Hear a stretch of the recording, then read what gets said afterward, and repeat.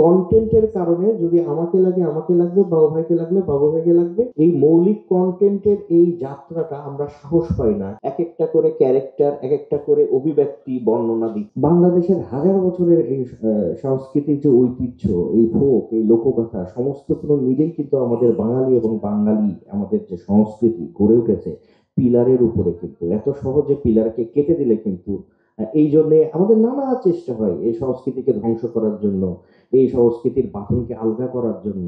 তারপরেও কিন্তু আমরা দিন শেষে টিকে যাই কেন? কেন? কারণ হচ্ছে আমাদের সংস্কৃতি কিন্তু এই এই হাজার বছরের ঐতিহ্য পিলারটা ধীরে ধীরে ধীরে ধীরে একটা জায়গায় কিন্তু এসছে আমাদের। সো চাইলে কিন্তু কেটে দেওয়া যায় না।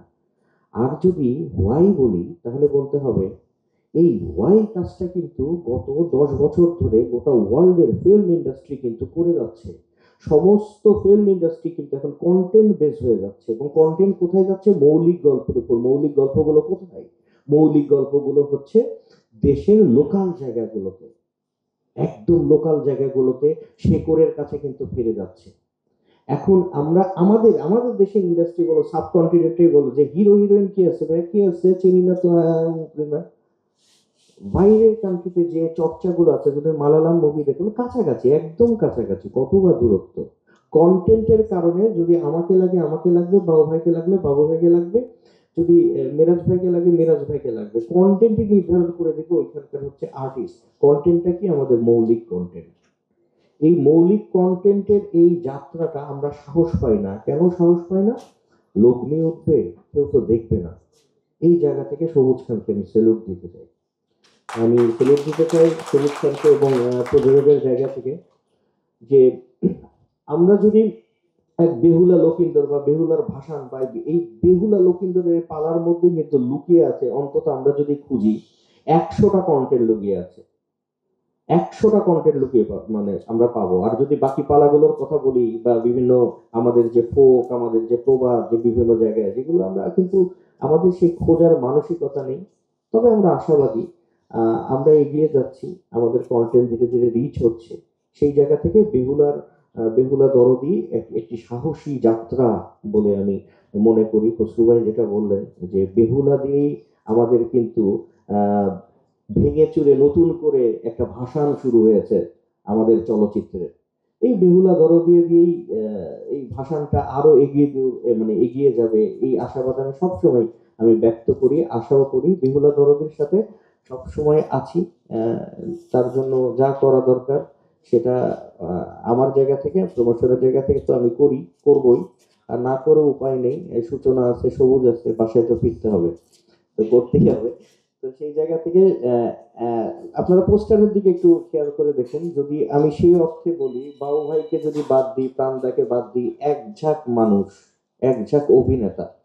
বাংলাদেশের একমাত্র স্মার্ট সিটি বসুন্ধরা এখন আরো নিরাপদ, আধুনিকতায় আরো এক ধাপ এগিয়ে।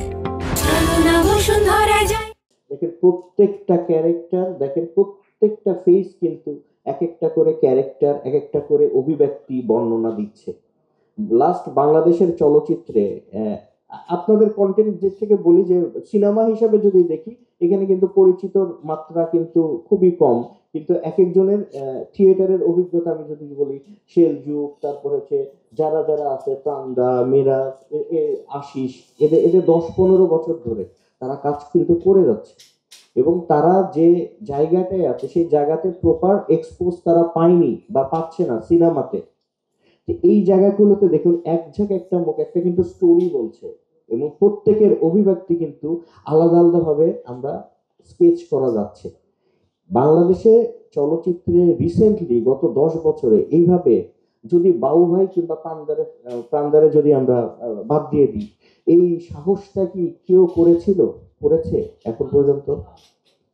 তো এটা কিন্তু একটা বড় যাত্রা। এই জায়গা থেকে সাহায্য আমাদের মঞ্চের সামনে যারা আছেন, শ্রদ্ধেয় যারা আছেন, আর আমাদের ভাই ব্রাদারই বলি, আমাদের বন্ধু, আমাদের ভাই, ছোট ভাই, সাংবাদিক ভাইরা যারা আছেন, এই জায়গা থেকে আপনাদের সাহায্যটা খুবই জরুরি। এদের বড় বড় এজেন্সি ভাড়া করার ক্ষমতা নাই। প্রমোশন একটা বড় ব্যাপার, তো এদের সেই ক্ষমতাটা নাই যে এজেন্সি দিয়ে ভেতরে কি আছে কেউ দেখবে না, ফাটিয়ে ফেলে দিবে এই ভেবে।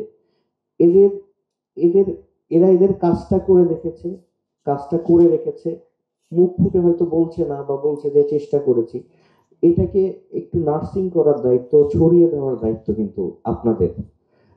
আমাদের সংস্কৃতির স্বার্থে এই যে দেখুন এতগুলো মানুষ, প্রত্যেকটা ক্যারেক্টারের পেছনে 10 বছর, 15 বছর, 16 বছর, খাওয়া না খাওয়া, যুদ্ধ, এক নিজেকে অ্যাক্টর হিসেবে প্রতিষ্ঠিত করার যে সাহস, যে উদ্দীপনা, পেট্রোনাইজ ছাড়া, কোনো বট গাছ ছাড়া এক একটা ক্যারেক্টার কিন্তু দাঁড়িয়ে আছে।